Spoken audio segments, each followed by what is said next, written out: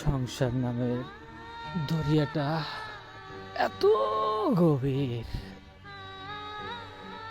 সেই যে 2012 সালে খাতা কলম ছাইরা দিয়া টাকার পিছনে ছুটলাম, এত টাকা কামাই কইরা সংসারে দিলাম।